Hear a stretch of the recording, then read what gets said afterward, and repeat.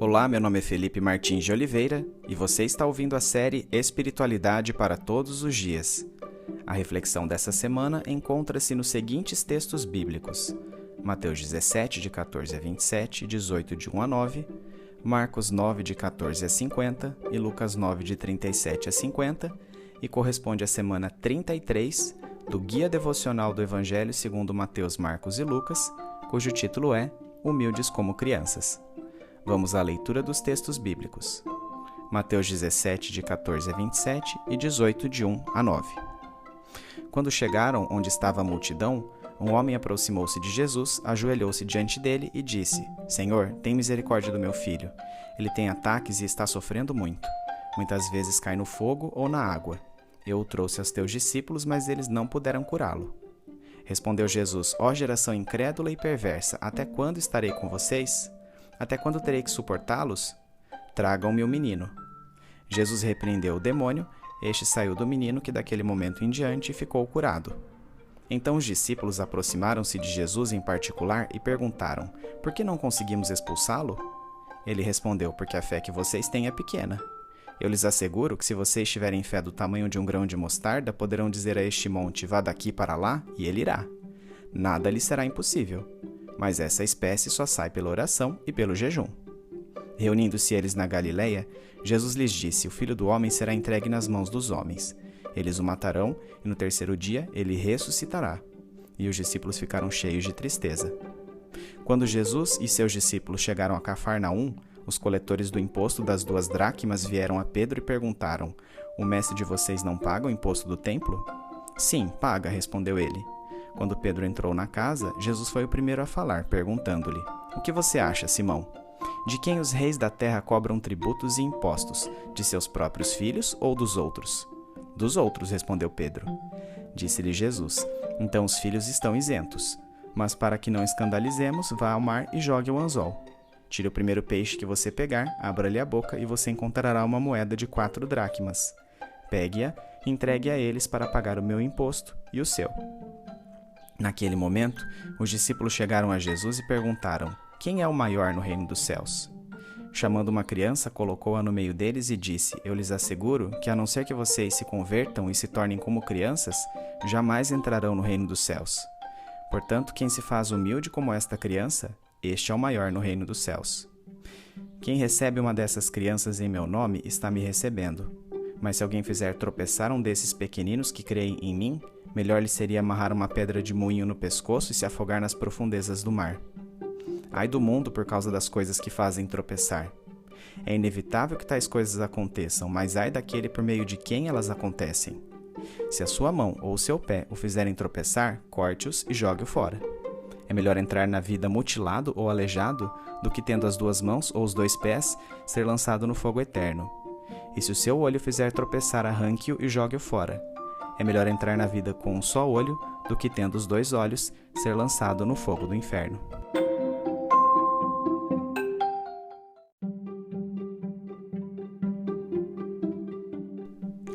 Marcos 9, de 14 a 50. Quando chegaram onde estavam os outros discípulos, viram uma grande multidão ao redor deles e os mestres da lei discutindo com eles. Logo que todo o povo viu Jesus, ficou muito surpreso e correu para saudá-lo. Perguntou Jesus: O que vocês estão discutindo? Um homem no meio da multidão respondeu: Mestre, eu te trouxe o meu filho, que está com um espírito que o impede de falar. Onde quer que o apanhe, joga-o no chão. Ele espuma pela boca, arranja os dentes e fica rígido. Pedi aos teus discípulos que expulsassem o espírito, mas eles não conseguiram. Respondeu Jesus: Ó geração incrédula, até quando estarei com vocês? Até quando terei que suportá-los? Tragam-me o menino. Então eles o trouxeram. Quando o espírito viu Jesus, imediatamente causou uma convulsão no menino. Este caiu no chão e começou a rolar, espumando pela boca. Jesus perguntou ao pai do menino: Há quanto tempo ele está assim? Desde a infância, respondeu ele. Muitas vezes esse espírito tem lançado no fogo e na água para matá-lo. Mas se podes fazer alguma coisa, tem compaixão de nós e ajuda-nos. Se podes, disse Jesus, tudo é possível àquele que crê. Imediatamente o pai do menino exclamou: Creio, ajuda-me a vencer a minha incredulidade. Quando Jesus viu que uma multidão se estava juntando, repreendeu o espírito imundo, dizendo: Espírito mudo e surdo, eu ordeno que o deixe e nunca mais entre nele. O espírito gritou, agitou-o violentamente e saiu. O menino ficou como morto, a ponto de muitos dizerem: ele morreu. Mas Jesus tomou-o pela mão e o levantou, e ele ficou em pé. Depois de Jesus ter entrado em casa, seus discípulos lhe perguntaram em particular: por que não conseguimos expulsá-lo? Ele respondeu: essa espécie só sai pela oração e pelo jejum. Eles saíram daquele lugar e atravessaram a Galileia. Jesus não queria que ninguém soubesse onde eles estavam, porque estava ensinando seus discípulos. E lhes dizia: o Filho do Homem está para ser entregue nas mãos dos homens. Eles o matarão e 3 dias depois ele ressuscitará. Mas eles não entendiam o que ele queria dizer e tinham receio de perguntar-lhe. E chegaram a Cafarnaum. Quando ele estava em casa, perguntou-lhes: o que vocês estavam discutindo no caminho? Mas eles guardaram silêncio, porque no caminho haviam discutido sobre quem era o maior. Assentando-se, Jesus chamou os 12 e disse: se alguém quiser ser o primeiro, será o último e servo de todos. E tomando uma criança, colocou-a no meio deles. Pegando-a nos braços, disse-lhes: quem recebe uma dessas crianças em meu nome está me recebendo, e quem me recebe não está apenas me recebendo, mas também aquele que me enviou. Mestre, disse João, vimos um homem expulsando demônios em teu nome, e procuramos impedi-lo porque ele não era um dos nossos. Não o impeçam, disse Jesus. Ninguém que faça um milagre em meu nome pode falar mal de mim logo em seguida, pois quem não é contra nós está a nosso favor. Eu lhes digo a verdade, quem lhes der um copo de água em meu nome por vocês pertencerem a Cristo, de modo nenhum perderá a sua recompensa. Se alguém fizer tropeçar um desses pequeninos que creem em mim, seria melhor que fosse lançado no mar com uma grande pedra amarrada no pescoço. Se a sua mão fizer tropeçar, corte-a. É melhor entrar na vida mutilado do que, tendo as 2 mãos, ir para o inferno, onde o fogo nunca se apaga, onde o seu verme não morre e o fogo não se apaga. E se o seu pé o fizer tropeçar, corte-o. É melhor entrar na vida aleijado do que, tendo os 2 pés, ser lançado no inferno, onde o seu verme não morre e o fogo não se apaga. E se o seu olho fizer tropeçar, arranque-o. É melhor entrar no reino de Deus com um só olho do que, tendo os 2 olhos, ser lançado no inferno, onde o seu verme não morre e o fogo não se apaga. Cada um será salgado com fogo. O sal é bom, mas se deixar de ser salgado, como restaurar o seu sabor? Tenham sal em vocês mesmos e vivam em paz uns com os outros. Lucas 9, de 37 a 50.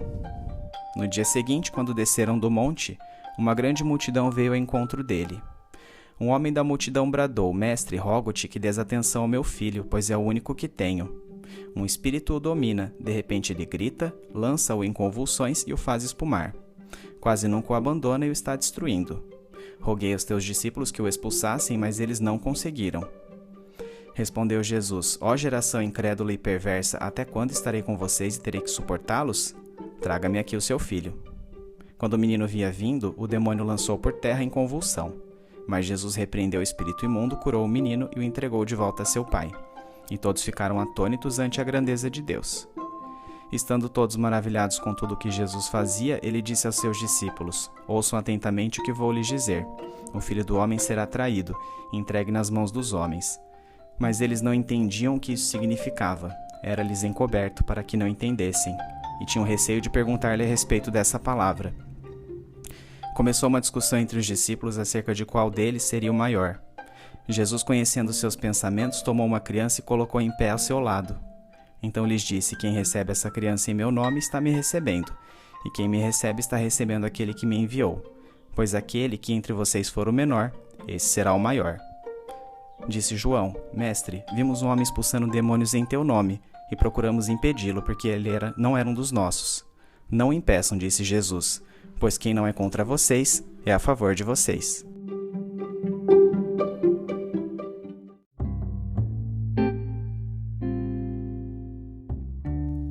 No dia seguinte ao episódio da Transfiguração, Jesus, Pedro, Tiago e João desceram do Monte Hermon para o local onde os demais discípulos estavam reunidos. Ali ocorreu uma discussão entre eles e os mestres da lei. O assunto era a incapacidade de os seguidores de Jesus exorcizarem um espírito imundo, que desde a tenra infância de um menino provocava nele surdez e mudez, além de ataques epiléticos que o lançavam em direção à água e ao fogo. Certamente os escribas estavam tentando desacreditar o ministério de Jesus perante o povo, incitando a rejeitá-lo.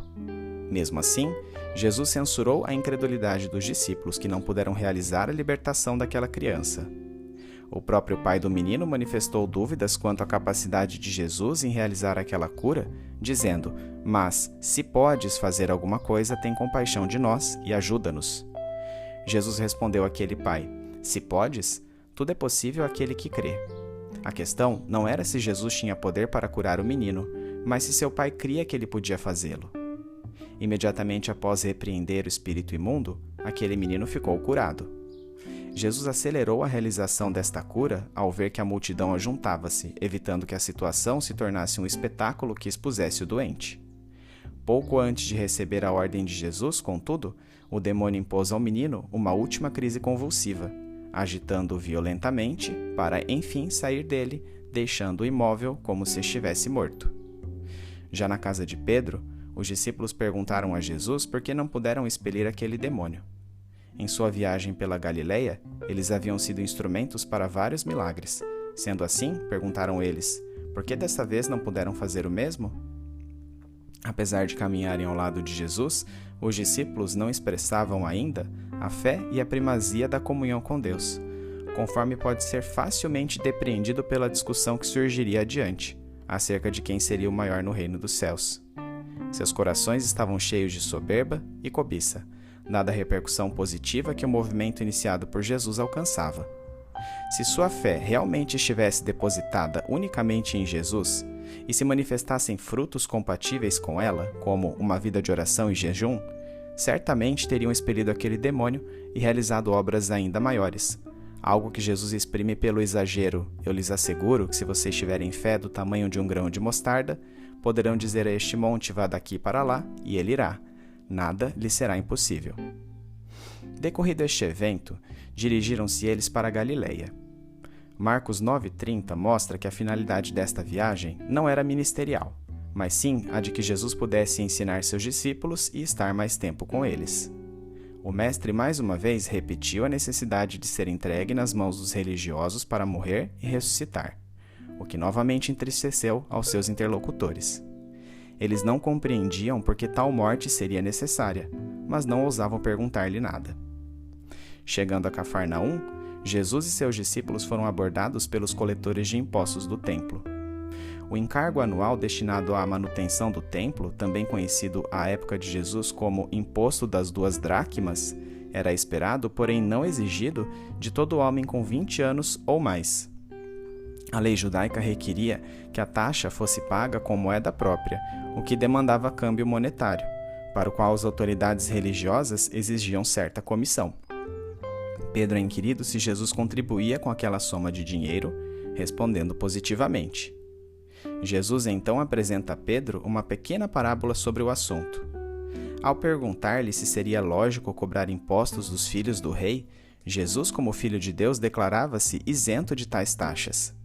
Entretanto, para não criar atrito com as autoridades religiosas, por motivos pouco importantes como estes, ordenou a Pedro que contribuísse com as 4 dracmas que milagrosamente obteria por meio de uma pescaria.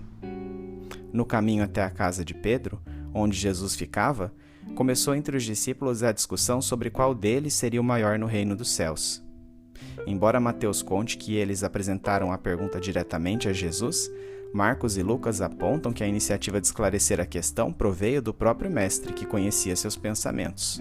De fato, esse tipo de contenda parece ter se repetido entre os discípulos pelo menos mais de uma vez. Em resposta, Jesus, chamando uma criança, colocou-a no meio dos seus seguidores e disse-lhes: "Eu lhes asseguro que, a não ser que vocês se convertam e se tornem como crianças, jamais entrarão no reino dos céus." Na comunidade judaica dos tempos do Novo Testamento, a infância era vista com desprezo, não merecendo nenhuma atenção ou favor. Para o discípulo de Jesus, ser como uma criança significa aceitar a si mesmo como pouco apreciado, sem importância.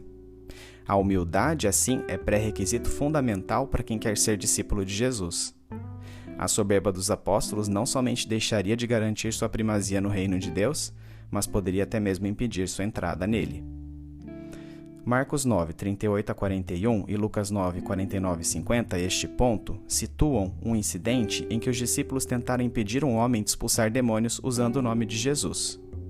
O mestre, entretanto, orientou que eles deixassem feitos como estes seguirem o seu curso, já que alguém que usa seu nome para um exorcismo necessariamente depõe a favor dele.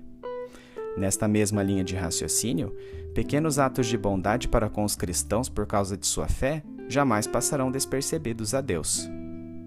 Nesta altura dos acontecimentos, Jesus ampliou sua metáfora da infância passando a tratar das crianças na fé.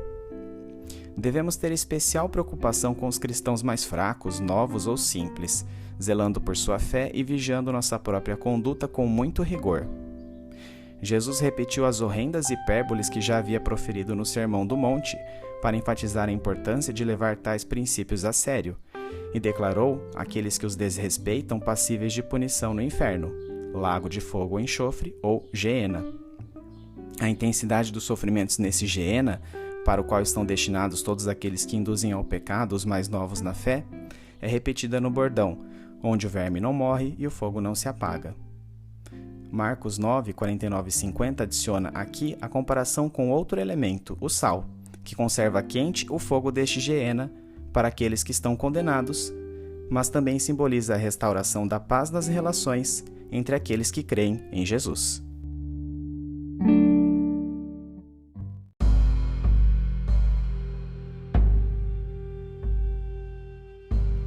Aplicação prática. Creio. Ajuda-me a vencer a minha incredulidade. Frase proferida pelo pai do menino endemoniado ao qual Jesus libertou, é crucial para entendermos que fé não é sinônimo de ausência de dúvidas. Pelo contrário, como bem disse Wilbert Howard, a antítese da fé não é a dúvida, mas a desobediência. Um coração obediente e rendido ao Senhor certamente exprime a fé que Ele demanda de nós, mas vez ou outra vacilará em dúvidas e questionamentos. Manifestar a fé salvadora é um evento único, mas desenvolvê-la é um processo para a vida toda do cristão. Ter uma atitude humilde e centrada em Jesus certamente contribuirá para que aumentemos gradativamente. Humildade significa reconhecer que os nossos atributos são dádivas divinas e nada significam se não forem usados para edificação mútua. Ser humilde, contudo, não é sinônimo de autodepreciação, mas de nutrir um conceito equilibrado da própria identidade. Isso é resultado de reconhecer-nos de nenhum valor perante Deus por nós mesmos, como foi bem explicado por John Stott em sua obra Contra a Cultura Cristã. Ser humilde de espírito é reconhecer nossa falência espiritual diante de Deus, pois somos pecadores, sob a santa ira de Deus, e nada merecemos além do juízo de Deus. Nada temos a oferecer, nada a reivindicar, nada com que comprar o favor dos céus. Esses, e tão somente esses, recebem o reino de Deus. Pois o reino de Deus que produz salvação é um dom tão absolutamente de graça quanto imerecido. Tem de ser aceito com a dependente humildade de uma criancinha. Por fim, o texto que acabamos de ler também nos ensina que um dos aspectos mais importantes da unidade na igreja é atentar à fé alheia. Devemos resgatar a paternidade que caracteriza o discipulado, zelando pela espiritualidade de nossos irmãos ainda imaturos, como pais que cuidam de seus filhos, com palavras e principalmente com nosso testemunho de vida.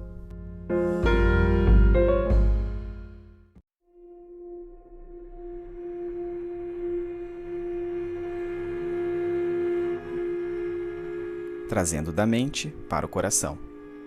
Senhor, durante minha caminhada cristã, sempre me perguntei se a orientação de Jesus acerca de oração e jejum para o exorcismo do menino sobre o qual acabei de ler indicaria uma espécie de elitismo espiritual. Para mim isso era contraditório. Quero dizer, se o poder para curar, exorcizar ou realizar qualquer milagre está apenas em Jesus, por que isso exigiria uma espécie de performance de minha parte? Hoje sei que tais aspectos da espiritualidade, oração e jejum, nada mais são do que características de um discípulo que renunciou à ideia mais remota de que milagres acontecem por ele ser um instrumento especial. Para aquele que prioriza tal comunhão com o Senhor, a certeza só pode ser uma. Todo o poder provém única e exclusivamente do Senhor, e só podemos sentir-nos humildemente agraciados por fazer parte de suas obras de libertação. Ao meditar sobre os versículos lidos, é inevitável não refletir também acerca da verdadeira natureza da fé. É esta fé exigida por Jesus a certeza inequívoca de um desfecho favorável para a ação pela qual se intercede? Se assim fosse, esse menino não teria sido liberto. Seu pai não cria de todo o coração. Eu também não creio de todo o coração o tempo todo. Vacilo, duvido, pego-me perguntando novamente acerca dos fundamentos mais básicos da vida cristã. Basta uma adversidade ou contrariedade para que eu me veja inconstante como um barco em meio à tempestade em alto mar. Querido Jesus, apesar de tudo isso, é-me reconfortante contemplá-lo neste momento, depositando somente em suas mãos perfuradas pela cruz a origem desta fé. Espírito Santo de Deus, o fato de eu ser sua habitação traz-me a certeza de que o Senhor mesmo fará tudo o que for necessário para que ela seja cada dia mais firme, mais certa, mais constante. Torne-me menino em humildade, mas adulto em maturidade. Faça-me criança ao me relacionar com o Senhor, mas não permita que eu seja infantil ao fazê-lo com meu irmão, principalmente quando se trata de manter a unidade na fé. Num mundo de divisões, que eu seja arauto da união. Num contexto de segregações, que eu preze pela reconciliação. Numa sociedade líquida, que eu me oponha frontalmente aos rompimentos, valorizando ao máximo o relacionamento com cada irmão na fé. Que nesse ambiente de paternidade espiritual, o verdadeiro discipulado aconteça e sua igreja possa cumprir sua vontade. Em nome de Jesus. Amém.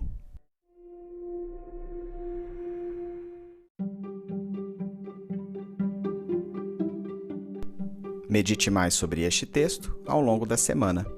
Domingo, leia os textos de Mateus 17, 14 a 27, 18 de 1 a 9, Marcos 9, de 14 a 50 e Lucas 9, de 37 a 50, bem como os comentários sobre eles.